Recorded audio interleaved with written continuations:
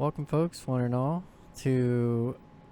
I wanted to do like a recap of just the characters we've encountered so far in Bioshock. I won't go into too many spoilers or anything like that, just kind of what we know so far, and how they connect together. So, starting off with us, we don't really know much other than we seem to be on a trip.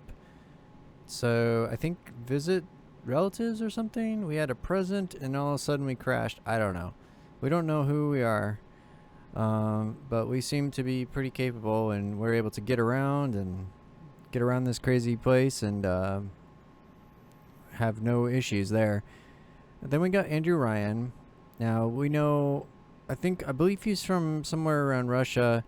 He had a history of like being under the Tsar's control, and I think that kind of created his personal philosophy of sort of like, the only thing that deserves praise or wealth or accomplishment is, that which is earned, and basically calls everybody else a parasite. Anybody that's out to try to take from one man's accomplishments and give to another. But he seems to have become really twisted with over time as the utopia sort of started to fall apart, and starting to resort to more and more desperate and kind of just completely antithetical to his philosophy tactics, like pumping the pheromones through the air to control the splicers, just pumping them up with Adam to begin with the whole creating the big sisters and everything else. It just seemed like the more he tried to latch onto his philosophy and his city, the more things started to fall apart, because then his competitors would just take the next step, and then it just spiraled out of control. Then we have Frank Fontaine. He seems to be a criminal mastermind. He was the kind of the catalyst for starting, basically, first of all, Andrew Ryan outlawed surface dwelling whatsoever. He couldn't return to the surface. So he thought he saw a good opportunity there, and got into the smuggling business, smuggling all sorts of things from the seaside, from the top side, Bibles, alcohol, you name it. But he was never able to be pinned down by Ryan and his investigative, his security team or anything like that. He was always in another place. The evidence was not with him, and we don't know much else except that he died. He was the creator of Fontaine Futuristics, so he got into he had the Fontaine Fisheries. That's where the smuggling operation was going on, and then he had Fontaine Futuristics, which was the basically getting into the atom business, well ahead of Ryan. So he really got ahead in that competition, and started to. It even got worse when they started. Basically, there was more and more conflict going on, all-out war eventually, after following Fontaine's death. But yeah, they even started, developing plasmids for weapons and combat and stuff like that. Then you've got, we just met Sander Cohen not that long ago. He was a friend of Ryan. He was another celebrity that came down, a master artist. He, over the Civil War that's been going on with Atlas's folks and Ryan, though, he's become even more chaotic and paranoid, it would seem, and he's got a violent insanity issue quite clearly going on there, and he seems to just be killing all of his old quote-unquote disciples, asking us to participate in the murders and all that sort of thing. And I don't know why we're doing it. We have a goal, and we're just going through and proceeding through with however we see fit, I guess. We have Bridget Tenenbaum. Now, she's the doctor that originally she discovered Adam in the sea slugs that the people in the fisheries were talking about, and discovered the properties of it and essentially synthesized it. She's a geneticist. She she's a Holocaust survivor, I believe. She loves science, but completely lacks social skills. She's pursued it with reckless abandon, without any sort of seeming adherence or reverence or respect for morals, which is kind of part of Rapture's thing. So with anyways, she helped developed Adam, and with the help of Frank Fontaine, she was working for him. They kind of just took over the city with that stuff. She was able to develop the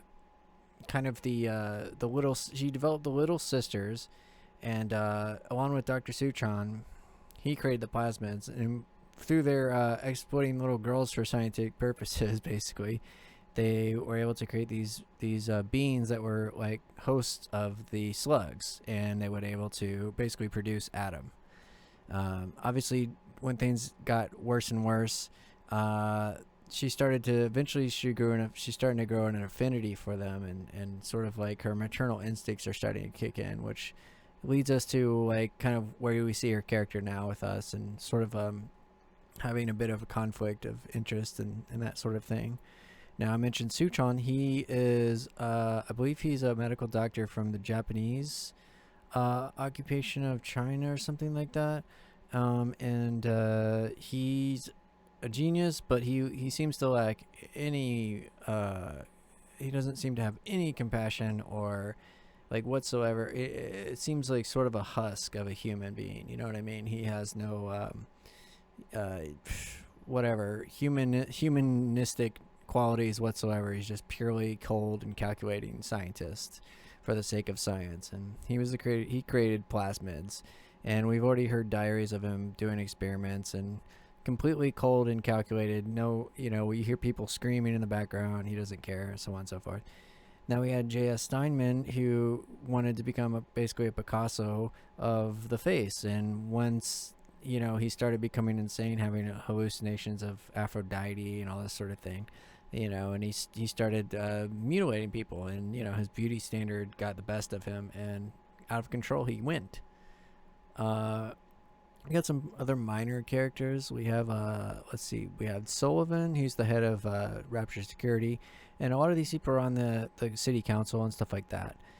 We have Mcdonough, same thing. He kind of sees to the infrastructure, I believe, overall of Rapture, and clashed with Ryan as Ryan got more and more kind of tyrannical. We heard about Anna Culpepper, who was also on the council. She was a musician, a poet, and an outspoken critic of Ryan, and Sandra Cohen, who was allied with Ryan at the time. And thusly, she was ordered the hit on her. I mean, when things got so bad that even Ryan was just like ordering hits on people that spoke out against him, basically. We briefly met with Peachy. He's obviously insane and paranoid, and that didn't go well. I guess he was Fontaine's former partner, but I don't know if Fontaine betrayed him or what. But he was holed up in Neptune's bounty, and he attacked us as soon as he let us in, because he said, I think we were working for Atlas, or I don't know. He suspected we were working for Fontaine or something like that. Diane Mcqueen, that was Ryan's wife, I believe. I don't know if it was a wife or girlfriend, but partner either way. Eventually things fell apart with that, and on the New Year's Eve attack, which was sort of the culmination of the Civil War in Rapture, she was mutilated, or she was injured, and she went to Steinman for repairs on her face.